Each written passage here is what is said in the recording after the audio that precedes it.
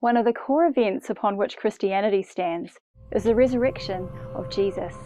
The resurrection story is pivotal because by it Jesus proved once and for all that he really was who he claimed to be, God incarnate. Author and thinker C.S. Lewis once pointed out, a man who was merely a man and said the sort of things Jesus said would not be a great moral teacher. He would either be a lunatic or the devil of hell. C.S. Lewis is right. Jesus was so much more than a human teacher. He proved the truth and power of his deity by resurrecting from the dead. Of course, this claim has raised many oppositional theories about what happened that weekend almost 2,000 years ago in order to discredit the resurrection story. In this video, I want to address one of those theories called the Swoon Theory. This theory suggests Jesus didn't die, but only appeared to be dead on the cross, reviving in the cool of the tomb in which he was buried, and therefore able to appear to his followers by the Monday. But is this feasible? Did Jesus survive the cross?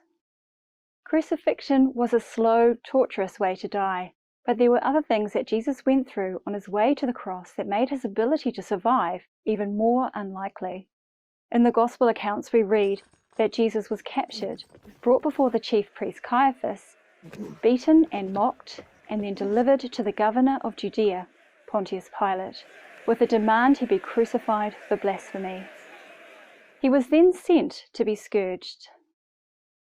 Much of the art that we see depicting the crucifixion shows Jesus with blood on his body, but otherwise looking remarkably intact. In reality, scourging was so brutal it killed many before they even made it to crucifixion. The instruments used in scourging were created to inflict maximum damage and blood loss, to bring the criminal to the point of death. We also read that after his scourging, Jesus was far too weak and damaged to carry his own cross to his crucifixion. Then we have the crucifixion itself.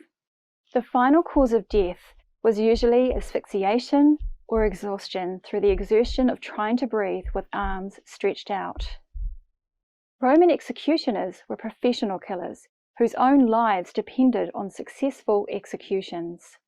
They had techniques of ensuring a criminal was dead, such as breaking the crucified's legs to hasten asphyxiation, or piercing them through with a sword.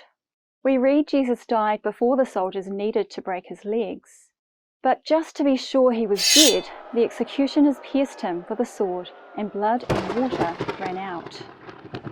For centuries, this reference to blood and water was not fully understood. But today we know this is a sign of pericardial or pleural effusion, the medical term for when fluid surrounds the heart or lungs due to trauma. For Jesus to suffer a beating, the physical distress and blood loss of scourging, asphyxiation on the cross, being pierced by a sword, then sealed in a tomb, and yet somehow managing to revive himself, pushing back the massive rock in front of his tomb, and then appearing to his followers in a condition that convinced them he was their resurrected Messiah.